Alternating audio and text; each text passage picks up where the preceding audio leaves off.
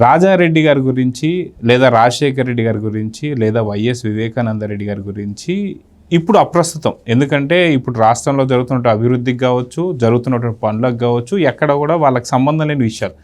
కానీ ఎందుకని సడన్గా జగన్మోహన్ రెడ్డి గారికి వీరందరూ గుర్తొచ్చారు?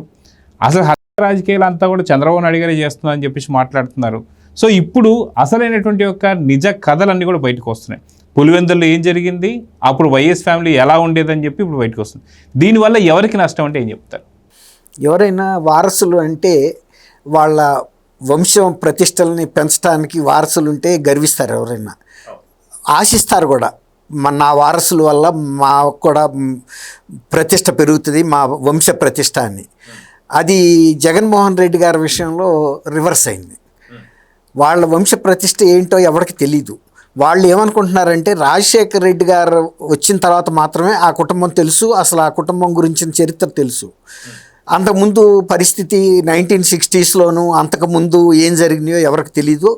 మామూలుగా ఆంధ్రప్రదేశ్, సమైక్య ఆంధ్రప్రదేశ్లో కానీ ఇప్పుడున్న తెలంగాణ ఆంధ్రప్రదేశ్ రెండు రాష్ట్రాల్లో కానీ వాళ్ళు ఏమనుకుంటారంటే రాజశేఖర్ రెడ్డి గారు అనే వ్యక్తి ఒక పెద్ద రాజవంశికుడు, రాజకీయ స్రష్టలాళ్ళు.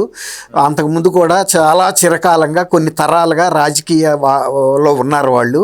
వాళ్ళకి రాజనీతి తెలుసు, ప్రజలతో ఎలా వ్యవహరించాలో తెలుసు అన్న ఒక భావన, గౌరవ భావంతో ఉన్నారు.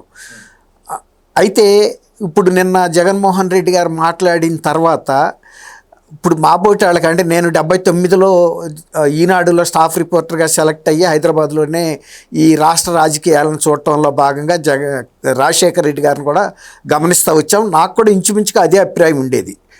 ఇంచుమించుగా కొంచెం రాజారెడ్డి మీద అనుమానాలు ఉన్నా కూడా రాజశేఖర రెడ్డి గారు ఆయన్ని పెద్దగా మాట పడనివ్వకుండా కొంచెం ఈయన పెరిగిన దగ్గర నుంచి మోతేసాడని అనుకున్నాం.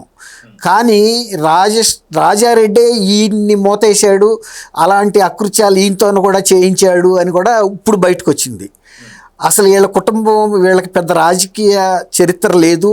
గతంలో స్వతంత్ర సమరంలో కానీ లేకపోతే ఆ గ్రామంలో కూడా వీళ్ళకు ఒక మంచి పేరు లేదు, కనీస స్థాయి ప్రతిష్ట కూడా లేదు. వాళ్ళకి కావాల్సిన వాళ్ళకి అనేక అవసరాలు ఉంటాయి. వాళ్ళు అక్కడ బ్రిటిష్ నుంచి వదిలి ఈ దేశం సుదూర ప్రాంతం వచ్చారు కాబట్టి వాళ్ళకి కావాల్సిన కొన్ని అవసరాలు తీర్చడానికి పనికొచ్చారన్న నిజం కూడా ఇవాళ బయటకు వచ్చింది. అవి వాళ్ళకి కావాల్సిన ఇట్లాంటి పంది మాంసం, గొడ్డు మాంసాలు, వాళ్ళకి కావాల్సిన సారను అయ్యో ఏ ఉంటాయి కదండి మనుషుల బలహీనతలు బలాలు, వాటిని సమకూరుస్తా వాళ్ళ ప్రాపకం సంపాదించి దాన్ని డబ్బుగా మార్చుకోవడానికి ప్రయత్నించారనేది ఇప్పుడు నాకు కూడా తెలిసింది. అంతకుముందు నాకు కూడా ఇంత డీప్గా తెలియదు. 62 నాటికే రాజారెడ్డి గారి మీద రౌడీ షీటర్ కూడా ఓపెన్ చేశారని. అప్పుడేమో ఆయన రాజకీయాల్లో లేడు. ఈవెన్ 68 నాటికి రాజారెడ్డి గారి భార్య ఒక వార్డు మెంబర్గా కూడా గెలవలేని పరిస్థితి. వార్డు మెంబర్ అనేది మహా ఉంటే ఒక 100 ఓట్లు ఉంటాయండి, 100-150 ఓట్లు ఇప్పుడు ఉన్న పరిస్థితుల్లో. అప్పుడు కూడా అంతే ఉండుంటాయి కదా. కాబట్టి వాళ్ళకి అప్పటికి రాజకీయాల్లో లేరు. వాళ్ళు డబ్బు సంపాదించుకోవటం మీద ఉన్నారు. మైన్లను ఎలా సంపాదించుకోవాలి, లేకపోతే ఎవరినన్నా దౌర్జన్యాలు చేయటం, దాష్టికాలు చేయటం, ఈవెన్ ఎరుకుల కాలనీ మీద కూడా దాడి చేసి కూడా కొంత డబ్బులు ఆ రోజుల్లోనే అన్ని కుటుంబాలని దోసుకుని, అంటే మధ్యప్రదేశ్లో బందిపోట్లలాగా కూడా చేశారని కూడా ఇప్పుడు వాస్తవాలు బయటకు వచ్చినాయి జగన్మోహన్ రెడ్డి గారి పుణ్యాన. లేకపోతే అవన్నీ మనకు కూడా తెలీదు. ఆమె 68 నాటికి ఒక వార్డు మెంబర్గా కూడా ఓడిపోయిందని కూడా బయటకు వచ్చింది. తర్వాత రాజారెడ్డిని కూడా చంపినాళ్ళు మేము బాహాటంగా ఎవడో అని అడుగుతున్నారు కదా వీళ్ళు. ఆ చంపినాళ్ళు మేమేనని చెప్పారు. ఎందుకు చంపారో కూడా చెప్పారు. అతను చేస్తున్న అరాచకాలు కూడా చెప్పారు. ఇలాంటి అరాచకాలు చేస్తూ అనేక మందిని రాజకీయ హత్యలు చేసి వీళ్ళు ఆ రాజకీయ సమాధుల మీద పునాదులు వేసుకుని బయటకు వచ్చారు తప్ప అంత పునాదులు గతంలో తెలీదు. నేను చెప్పా కదా, రాజశేఖర్ గారు 78 నుంచి బయటకు వచ్చినప్పటి నుంచే వీళ్ళ కుటుంబం కొంచెం ఫోకస్లోకి వచ్చింది అప్పటి నుంచి. ఇక అక్కడి నుంచి ఆస్తులు సంపాదించుకున్నారు, పదవులు సంపాదించుకున్నారు, ముఖ్యమంత్రి దాకా వెళ్ళారు.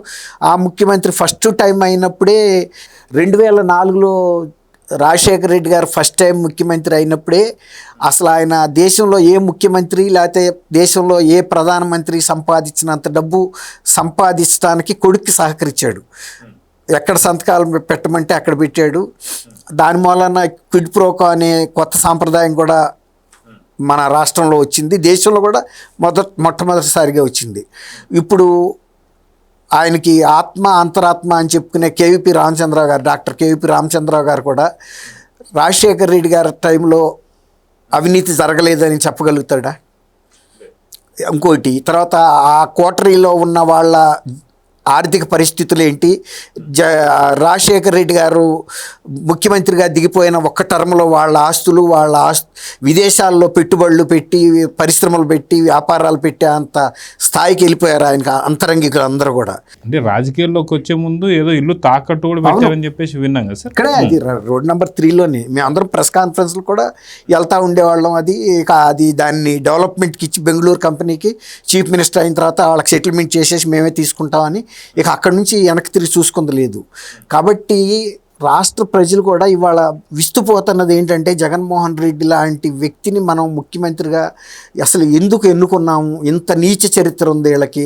ఇప్పుడు బాధితులు కూడా బయటకు వచ్చి చెబుతా ఉన్నారు వీళ్ళ కుటుంబం చేసినటువంటి పరిస్థితులు. అంత వివేకానంద రెడ్డి గారికి ఒక మంచి పేరు ఉందని కూడా కొంత అనుకున్నాం. కానీ వివేకానంద రెడ్డి కూడా ఈ తానులో గుడ్డేనని కూడా చెబుతున్నారు. ఆయన కూడా పైకి ఇక చివరి కాలంలో కొంత మార్పు వచ్చాడేమో, కానీ మొదట్లో వీళ్ళు కాలు ఊనుకునే వరకు అందరూ ఏకోన్ముఖంగా పనిచేశారు. ఇదే ఏకోన్ముఖంగా పనిచేసి ఆ కుటుంబం యొక్క బలం చూపించి నోరు మూయించడానికి పులివెందుల్లో మేమే కింగులు అని అట్లా చేసిన చరిత్ర అంతా కూడా ఇవాళ నిన్న జగన్మోహన్ రెడ్డి గారు ఎక్కడో ట్రిగ్గర్ నొక్కితే ఎవడో సచ్చినట్టుగా అయింది. ఇప్పుడు ట్రిగ్గర్ నొక్కితే అవతలాడు చావాలి, ఇది రివర్స్ వచ్చి పేల్చిన వ్యక్తి చచ్చిపోతే ఎట్లాంటి పరిస్థితి ఉంటుందో. నిన్న ఇప్పటికే మావీ గన్ ద్వారా అసలు వైఎస్ఆర్సీపీ పార్టీది జగన్మోహన్ రెడ్డి పొరువు మొత్తం పోయి అసలు బయటికి రాలేని పరిస్థితుల్లో ఉన్నారు. నిన్న కొత్తగా ఈ పండోరా బాక్స్ ఓపెన్ చేశాడు. ఈ పండోరా బాక్స్ ఓపెన్ చేసి దాంట్లో ఉన్న మొత్తం పాములు, మండ్రగర్భలు ఇవన్నీ కూడా బయటకు వచ్చేటప్పటికి ఈ పెట్టిన మనం ఇన్నాళ్ళు తల మీద పెట్టుకు తిరిగామని ఆంధ్రప్రదేశ్, తెలంగాణ ప్రజలు కూడా బాధపడుతున్నారు. ఇంత నీచమైన చరిత్ర ఉన్న వ్యక్తులు కనీసం విఘ్నతగా అనుకుంటే అటువంటి అంశాలు అసలు స్పృశించకూడదు. అసలు వీటి పరిణామాలు ఎలా తిరిగి వస్తాయి మనం ఇట్లాంటి మాటలు మాట్లాడితే అని. చంద్రబాబు నాయుడు గారు వివేకానంద రెడ్డి గారు మర్డర్ విషయంలో కూడా ఆయన చెప్పాడు కదా, ఆ విషయంలో ఆ సానుభూతి పొందాడు, నువ్వు ముఖ్యమంత్రి అయ్యావు. ఇక ఒకసారి లబ్ధి వచ్చేసిన తర్వాత మళ్ళీ ఒకసారి పేల్చిన తోట వెళ్ళి ఏరుకుని వచ్చి మళ్ళీ అదే రివాల్వర్లో పెట్టి పేలిస్తే పేలుతుందండి? అది ఒట్టి ఒక షెల్లే. ఇప్పుడు ఆయన పరిస్థితి కూడా విశ్వసనీయత లేదు. 3 తరాలని చంపుకుంటా వచ్చాడని చెబితే కూడా అబాస్పాలైపోయాడు రాజకీయంగా. తర్వాత వీళ్ళ కుటుంబంలో ఇట్లాంటి అంటే అసలు వీళ్ళకి కనీస రాజకీయ పరిజ్ఞానం ఉన్న కుటుంబం నుంచి కనుక జగన్మోహన్ రెడ్డి వచ్చి ఉంటే నిన్న అసలు అటువంటి మాట మాట్లాడు ఎవరు. ఒక గ్రామ పంచాయతీ వార్డు మెంబర్ కొడుకైనా కూడా కొంతైనా జ్ఞానం ఉంటుంది. మరి ఆ తండ్రి ముఖ్యమంత్రిగా ఉన్నప్పుడు మరి ఇతని ఎంపీగా ఉండి ఇంత పెద్ద సర్కిల్స్లో తిరిగి నిన్న అట్లాంటి లేఖి మాటలు మాట్లాడి ఏం రాజకీయ లబ్ధి పొందాలని అనుకున్నాడో మరి తెలియదు. వాళ్ళ వైఎస్ఆర్సీపీ నాయకులకి ఎవరికి ముఖం లేదు బయటకు వచ్చి మాట్లాడటానికి కానీ సమర్థించడానికి కానీ. కాబట్టి అదేదో వ్యూహాత్మకంగా చేశాడు అనుకుంటున్నారు, కానీ అతని అజ్ఞానం, అతని అపరిపక్వత, తర్వాత అతనిలో ఉండేటువంటి ఒక దుందుడుకుతనం, లేకపోతే ఒక అబద్ధాలతో ఎటువంటి రాజకీయమైనా నడపొచ్చు అనుకోవటానికి చేసిన ఒక విఫల ప్రయత్నంలో తను ఇక రాజకీయంగా కాదు అసలు ప్రజల ముందుకు వెళ్ళి రేపేదన్నా ఎన్నికల్లో మాట్లాడితే కూడా జగన్మోహన్ రెడ్డి మాట వింటారని అనుకోము. ఈ తరం వాళ్ళకి ఇంకా బాగా జన్జీ వాళ్ళకి తెలియదు అసలు యాక్చువల్గా వీళ్ళ చరిత్ర. నాకే తెలియదు, నేను 79లో రిపోర్టర్గా వచ్చిన. జన్జీ వాళ్ళకి ఎట్లా తెలుస్తుంది?